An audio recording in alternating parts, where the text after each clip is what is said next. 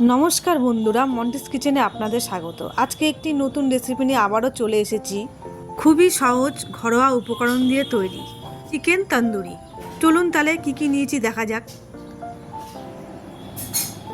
নিয়েছি দুটো leg piece, tissue paper দিয়ে ভালো করে মুছে নেবো যদি এতে জল না থাকে। ব্যাস আমার হয়ে গেছে, এক ফোঁটাও জল নেই।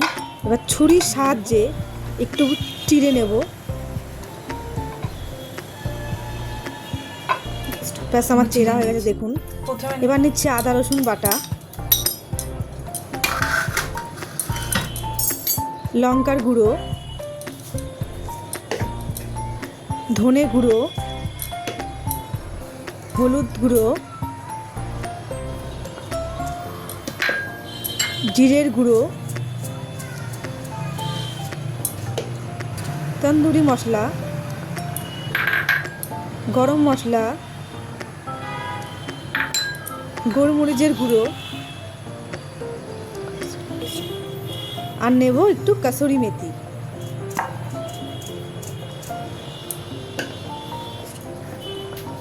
দিচ্ছি নুন, স্বাদ মতো নুন দেবেন। দিয়ে দিচ্ছি সরষের তেল।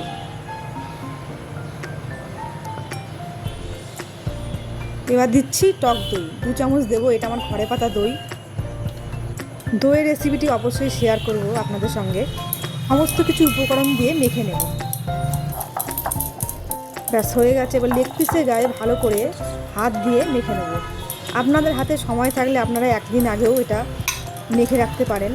আমি এটা আধ ঘন্টা ম্যারিনেট করে রেখেছি। এবার দিয়ে দেবো পাতিলেবুর রস। ব্যাস হয়ে গেছে। এবার এটা আধ ঘন্টা ঢেকে রেখে দেবো। আধ ঘন্টা বাদে চলে এসেছি। এবার ফ্রাই প্যানে বাটার দিয়ে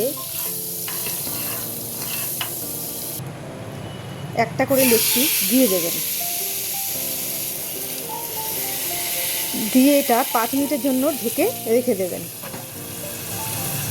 5 মিনিট হয়ে গেছে, এবার খুলে নেব। এবার এক সাইড উল্টে দেবেন। দেখুন এক সাইড হয়ে গেছে আমার। এবার এতে একটু বাটার দেবেন।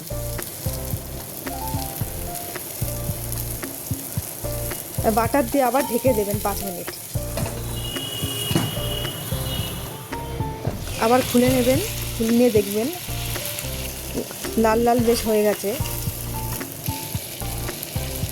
আবার বাটার দেবেন। এবার একটি ফয়েল পেপার ছোট্ট বাটির মতন করে তার মধ্যে কাঠকয়লা, একটু বাটার দিয়ে 2 থেকে 3 মিনিট ঢেকে রেখে দেব। আপনারা চাইলে একটি ছোট বাটি এর মধ্যে ব্যবহার করতে পারেন। আমি ফয়েল পেপার ব্যবহার করব। এবার 3 মিনিট বাদে চলে এসেছি।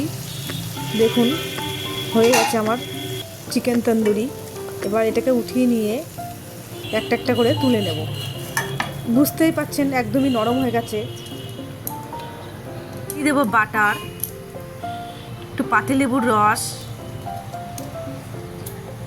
আর চাট মশলা। তার মধ্যে নিয়ে নিচ্ছি একটু পুদিনা পাতা ও ধনে পাতার চাটনি।